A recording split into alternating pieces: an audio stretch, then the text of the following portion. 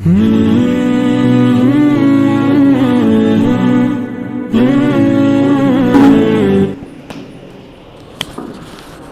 علیکم ورحمۃ اللہ وبرکاتہ.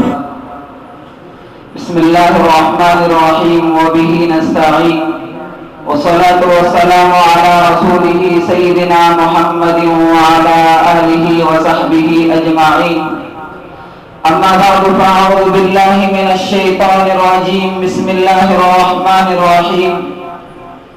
واعتصموا بحبل الله جميعا ولا تفرقوا واذكروا نعمة الله عليكم إذ كنتم أعداء فألف بين قلوبكم فأصبحتم بنعمته إخوانا. وقال النبي صلى الله تعالى عليه وسلم المؤمن للمؤمن كالبنيان يشد بعضه بعضا. رواه البخاري. او كما قال النبي صلى الله تعالى عليه وسلم آمنت بالله صدق الله مولانا العظيم وصدق رسوله النبي الكريم. معزز سامعین کرام، فی زماننا ناگفتہ به حالات میں جس عنوان کو لے کر حاضر ہوا ہوں اور جو گوشے گزار کرنا ہے وہ ہے اتحاد ہی مسلمانوں کا اصل پیش خیمہ. آج امت مسلمہ پریشانی اور ضب و حال میں ہے. کفار کی طرف سے اور مشرکین کی طرف سے ظلم و تشدد اپنی انتہا کو پہنچی ہوئی ہے. ایک طرف تو یہ صورتحال، دوسری طرف بحیثیت مجموعی پوری امت مسلمہ کمزور اور نہتی معلوم ہوتی ہے. آج امت مسلمہ پر جو ظلم ڈھائے جا رہے ہیں اور مسلمان جہاں پیسے جا رہے ہیں وہ کہنے کے قابل نہیں ہے. اگر امت مسلمہ اپنے اوپر ہونے والے مظالم کا دفتر کرتی ہے تو امت مسلمہ کو ظالم قرار دیا جاتا ہے. دوستو، ایسا کیوں ہوا؟ ہم کیوں ظلم کی چکی میں پس رہے ہیں؟ ہم کو کیوں مسلا جا رہا ہے؟ ہم کو کیوں کچلا جا رہا ہے؟ اس کی وجہ کیا ہے؟ اللہ نے فرمایا تھا وَاعْتَصِمُوا بِحَبْلِ اللَّهِ جَمِيعًا وَلَا تَفَرَّقُوا. اللہ کی رسی کو مضبوطی سے متحد ہو کر تھام لو. انتشار کو چھوڑ دو، اختلاف کو چھوڑ دو، بھائی چارگی کرو، آپس میں میل و محبت رکھو، آپس میں الفت رکھو، تم کامیاب ہو جاؤ گے. ہم نے اس اتحاد کی رسی کو چھوڑ دیا، ہم نے انتشار کو پیدا کیا، ہم نے اختلاف کو پیدا کیا. وجہ یہ بنی ہم ذلت اور نفرت کے راہوں میں چلے جا رہے ہیں. عروج اقبال تو کچا نکبت اور ذلت کی مہی بہاروں میں ہمیں ڈھکیلا جا رہا ہے. محترم دوستو، اللہ نے فرمایا وَلَا تَهِنُوا وَلَا تَحْزَنُوا وَأَنْتُمُ الْأَعْلَوْنَ إِن كُنتُم مُّؤْمِنِينَ.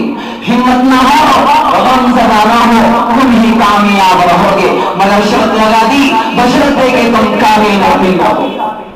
مسلمانوں، یہ کوئی افسانہ نہیں بلکہ حقیقت ہے، مخفی نہیں بلکہ احتشام سے بھی زیادہ درخشاں ہے کہ ہم نے قرآن اسلام کے قانون کو چھوڑا ہے، قرآن کے تعلیم کو چھوڑا ہے، احکام ایمان سے موڑا ہے.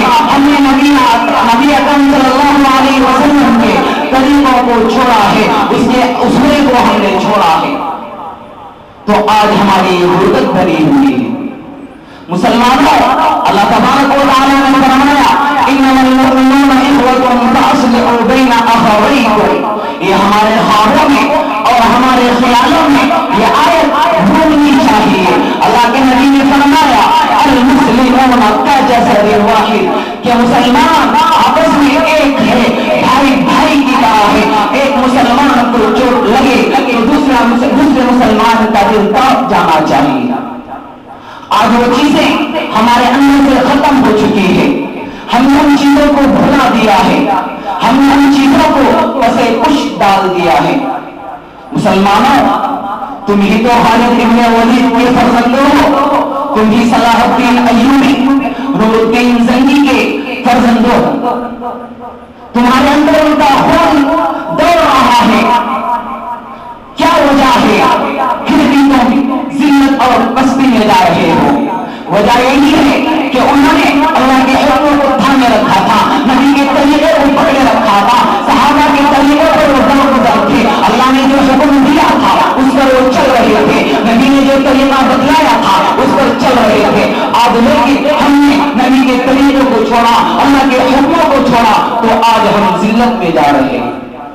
محترم دوستو، آخر میں خلاصہ اور لب لباب یہ ہے کہ ہم نے اللہ کے حکموں کو چھوڑا ہے، نبی کے طریقوں کو چھوڑا ہے، اس لیے ہم ذلت میں جا رہے ہیں۔ خدا سے عدم اعتماد ہو گیا ہے ہمیں، نبی کے طریقوں کو ہم پسند نہیں کرتے، تو کرنا کیا چاہیے اس کے لیے؟ تو اس کا جواب یہ ہے کہ اللہ سے لو لگا لو، نبی کے طریقے کو مضبوطی سے پکڑ لو اور کہو متی نصر اللہ، الا ان نصر اللہ قریب۔ اوپر سے ندا آئے گی کہ کامیابی اور فتح قریب ہے، اس کے لیے ضروری ہے کہ ہم اللہ کے حکموں کو تھامیں، نبی کے طریقے کو اپنائیں، تب جا کر ہم کامیاب ہوں گے، کامران ہوں گے۔ شرط تو وہی ہے کہ کامل مومن ہونا ہے، اللہ کے حکموں پر چلنا ہے، نبی کے طریقے پر چلنا ہے۔